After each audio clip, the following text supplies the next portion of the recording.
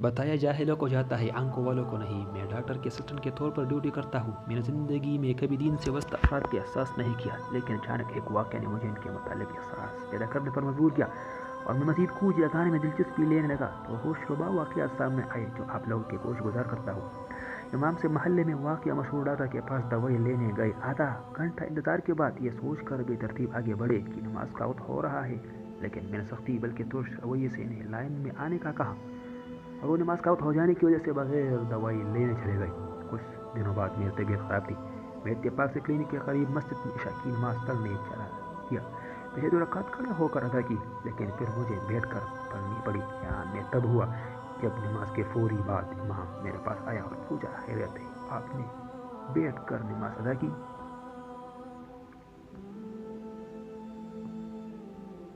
ساتھ ہی معذرت بھی کی کہ مجھے آپ کے بیمار ہونے کا معلوم ہوتا تو میں نماز مزید مختصر کر دیتا۔ یہ وہی امام تھا جو کلینک پر آیا تھا۔ میں ٹیکسلا میں رہتا ہوں، کبھی کبھار اپنے سسٹر کے گھر فیصل آباد جانا ہوتا ہے۔ کچھ دن قبل میں فیصل آباد گیا تو میں اگلے دن بھی ہسپتال میں مصروفیت کی وجہ سے جاگا اور تھکا ہوا تھا۔ جس گاڑی پر سفر کیا وہ بھی تھکی ہوئی تھی۔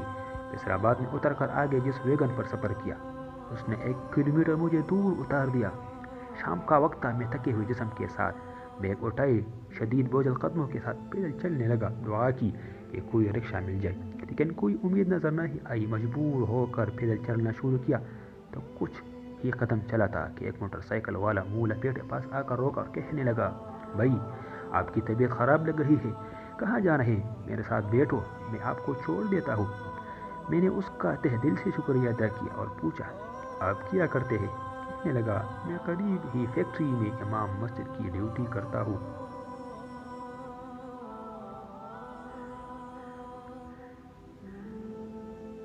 ہمارے محلے کی مسجد کا امام 13 سال ہماری مسجد میں ڈیوٹی دیتا رہا۔ بچوں کو انتہائی پیار اور محنت سے پڑھاتا تھا، لیکن اب ہماری مسجد سے جانے کی تیاری کر رہا ہے۔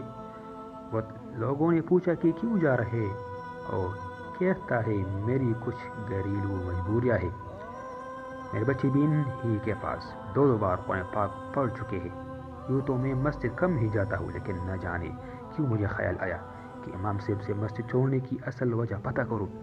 امام صاحب کو ملا اور بہت زیادہ اصرار کے بعد انہوں نے بتایا کہ مجھ سے محلے والوں نے 8,000 روپے تنخواہ کے ساتھ ہر پڑھنے والے بچے کا ماہانہ 100 روپے طے کیا تھا۔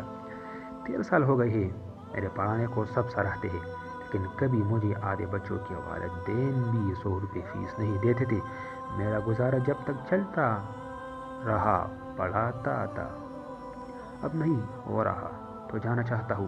میں نے کہا، یہ بات آپ نے کسی کو بتائی کیوں نہیں؟ کہنے لگے، بتایا لاعلموں کو جاتا ہے، ظالموں کو نہیں۔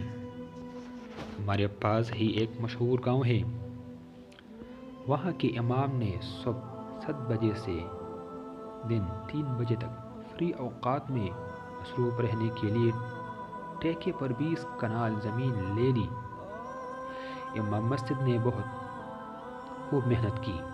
جب فصل کا وقت آیا تو گاؤں کے تمام لوگوں کی نسبت امام کا فصل سب سے اچھا ہوا۔ بس اسی وجہ سے لوگوں نے امام پر طرح طرح کی باتیں بتانا شروع کر دی کہ یہ تو نماز قرآن سے زیادہ زمینداری کرتے ہیں۔ حالانکہ امام صاحب نے کبھی بھی اپنی ڈیوٹی میں لاپرواہی نہیں برتی۔ صورتحال یہاں تک پہنچ گئی کہ امام صاحب کو نکال دیا اور بلا جواز نکل جانے پر مجبور کیا گیا۔ فیصل آباد سسٹر کے محلے والی مسجد کے امام صاحب کے پاس مہران کار ہے۔ امام صاحب زمیندار گھرانے سے تعلق رکھتے ہیں۔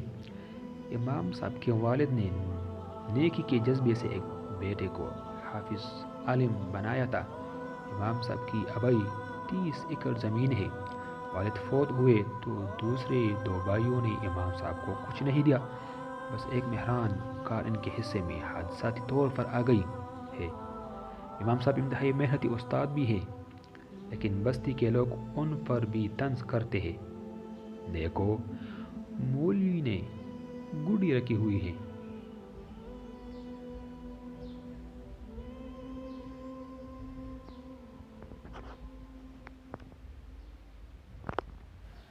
گاؤں میں ہائی اسکول ہے، پچھلے 30 سال سے محلے کا امام روزانہ اسکول اسمبلی میں بچوں کو آدھا گھنٹہ بلا ناغہ فری درس دیتا ہے، اور میں بھی اسی اسکول میں پڑھا ہوں، میرے بچے بھی وہی پڑھ رہے ہیں۔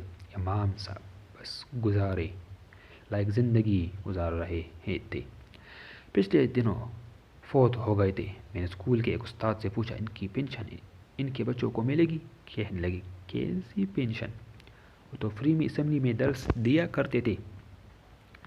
میں اس ویڈیو کے توسط سے آپ کا احساس جگانا چاہتا ہوں، بالکل ایسے ہی جیسے میں نے اپنا سویا ہوا احساس جگایا ہے۔ اب ہمارے کلینک پر جو بھی امام آتا ہے، میں نے ڈاکٹر صاحب سے کہہ کر ان کی لائن پر کھڑا ہونے کے ساتھ ساتھ فیس بھی معاف کروا دی ہے۔